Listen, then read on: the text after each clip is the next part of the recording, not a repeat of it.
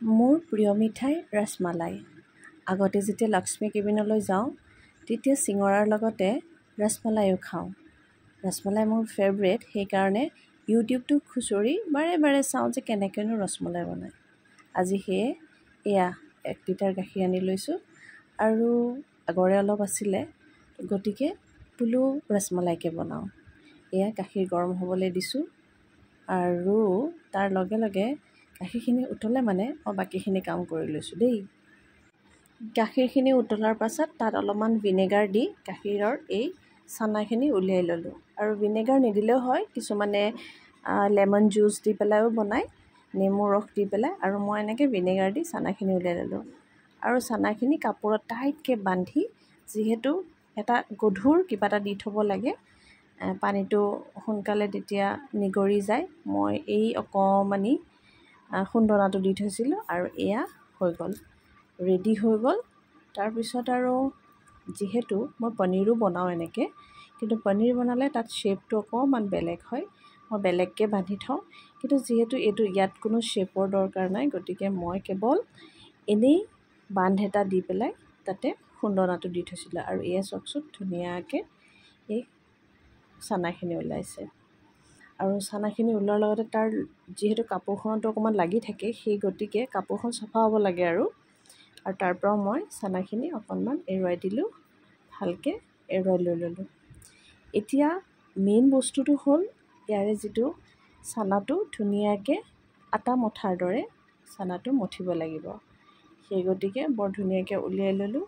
উলিয়াই এতিয়া তাত অকণমান ঘিউ দিব লাগিব। ঘিউ দি পেলাই ধুনীয়াকৈ আটাৰ দৰে মঠিব লাগিব।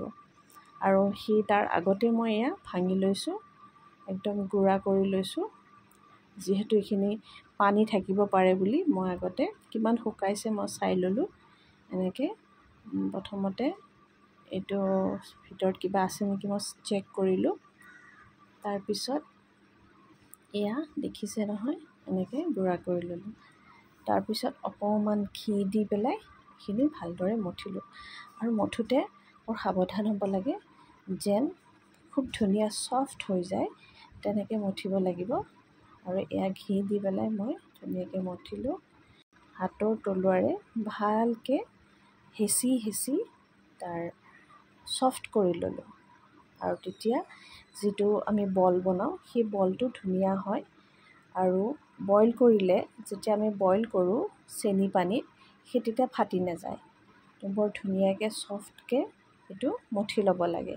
মঠি লৈ পেলাই মই কমচে কম 30টাতকৈ বেছি 39টামান লাড়ু বনাই ল'লোঁ, এনেকৈ বল বনাই ল'লোঁ ৰসগোল্লাৰ নিচিনাকৈ।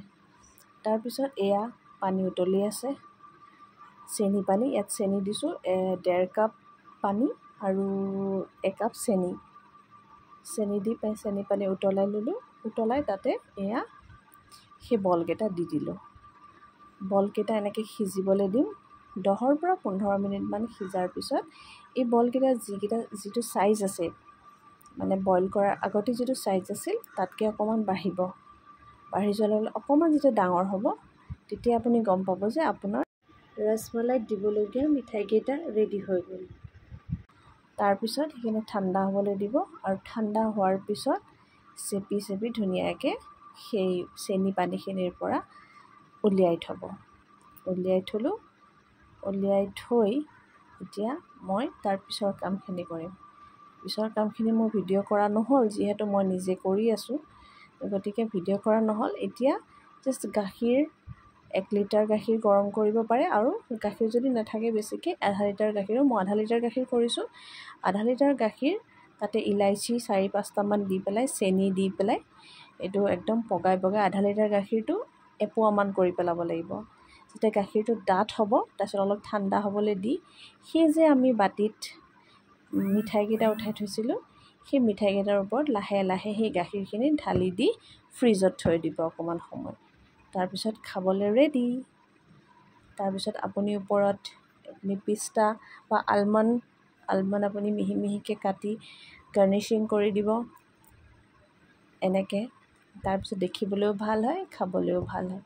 যিহেতু মই আজি ঘৰলৈ যাম, বহুত দিন ঘৰলৈ যোৱা নাই, সেয়েহে ৰসমলাই বনাই সিহঁতলৈ লৈ গ'লোঁ। তো আজিলৈ ইমানতে। যদি ভিডিঅ'টো ভাল লাগিছে লাইক কমেণ্ট এণ্ড শ্বেয়াৰ কৰিব। বাই বাই, পুনৰ লগ পাম।